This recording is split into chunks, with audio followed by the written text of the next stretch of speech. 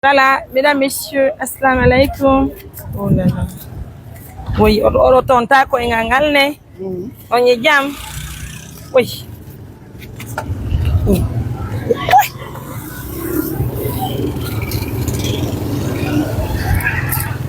Daro ni. Main daro ronda. What the fuck is doing?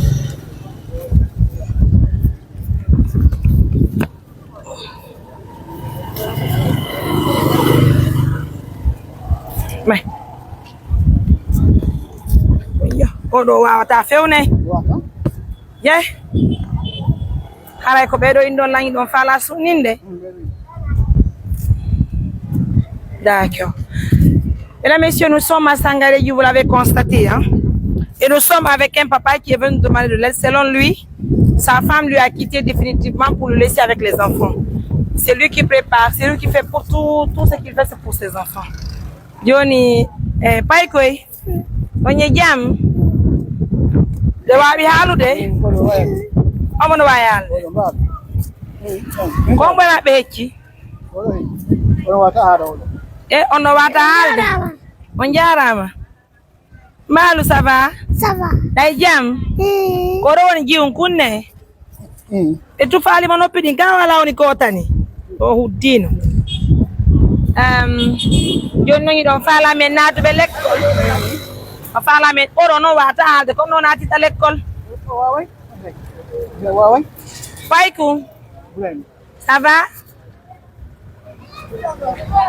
o wawa e nadde ka l'école haray on va marquer la pause a faala bantu bantu landi mi soɗante joni ko ñamoton kon na ade noon jiw bayangi da wawi jang wawi haalugol amen natta ka l'école kundo Paykou nday jam yo kundo kan do anata go ka l'école. Mesdames, messieurs, nous sommes à Sangaré. J'invite les partenaires de confiance de nous aider pour qu'on puisse inscrire ces 3 enfants à l'école. Si l'autre là ne peut pas parler bien, on peut penser à le faire rapidement et à l'inscrire pour faire un petit métier. Ça y va dans l'intérêt de sa famille, notamment de son père.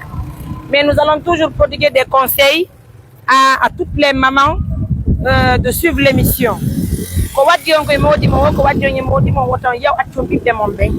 Et surtout kadi ay si modi mo no tampindare ko baba be won torade ballal fi pay ko hebu ko nyama baba haray o sako didi maro do idan do nebban yo basale do haray mo jobere amene assistance humanitaire d'urgence woni ko joni on dun do fi ara yo walitor fi pay koy on faltike awa haray ko fi on walitor fi pay be nani bien haray ko nu kadi woni ma punde monde woni ngel kadi wonundene oui ala ko wonda aronki jodi do yende yaltina dia demande me donner 500 000 make baba won ngene ma pin men kan modda eyo bay mu dogi defa do ala wonunde joni ko wondon non ko be lubi on don ko wobbe bobe be tumbetaga awa si ko non be nali o yaltuta o ka non yaltuta ko on do goddo kadi goddo jeyi goddo dubi ni goddo tanku lay joni awa joni ko men faala joni me wada hito e partenaire men dara sino wodi darno be cuudiga waaybe men wallitade on no chéri waaybe men wallitade fiibe nar luba fala sorgol bantu habo mi sonnama bantu donc baba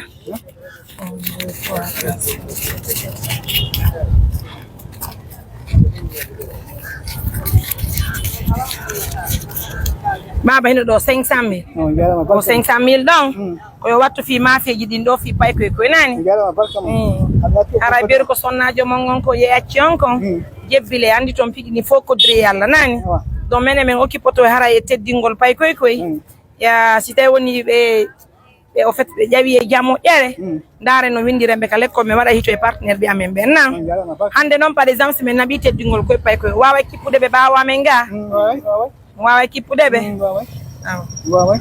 joni ndaare no ɗum ɗo hewtira ka suudu walla halfinen ɗo mbiyan hana ɓe ɓeɗo ka laptan haray noon oɗo jiyo oɗo tawta e maɓɓe haray ko ɓeɗo nenɓde ka laptan fi teddingol nani. Mesdames, messieurs, c'est pas une chose qui est facile, on dit alhamdoulilah. Merci à nos millions de partenaires. C'est le véhicule de l'ONG Assistance Humanitaire d'Urgence qui est là. Je parle du véhicule, allez. Véhicule de l'ONG Assistance Humanitaire d'Urgence qui est là. On va prendre les enfants, on va aller avec les enfants. Et on va aller avec les enfants à l'hôpital. Vous allez bien? Merci. Donc, baba. Donc, arrêtez de nous nani. Barkal nani. Sonnajo sira yenti men ononene ko pay koy do tori ke mami jeejima arte décision ma daw wawa e yurmagol bibbe ma ben en tout cas meden objectif amen on ko waltagol pay koy meden fala na dugol pay koy acci do s'il vous plaît madame, d'accord, s'il vous plaît, on va marquer la pause. Donc hara économie holde de on ina baba joni men dug arijo oɗo e hen yawataji voilà. Kay tu uditi e auto ɗo on va mettre les enfants derrière.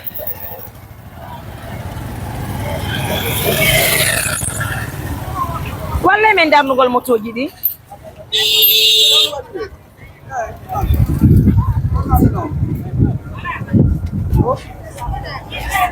na fuy waɗi ɓe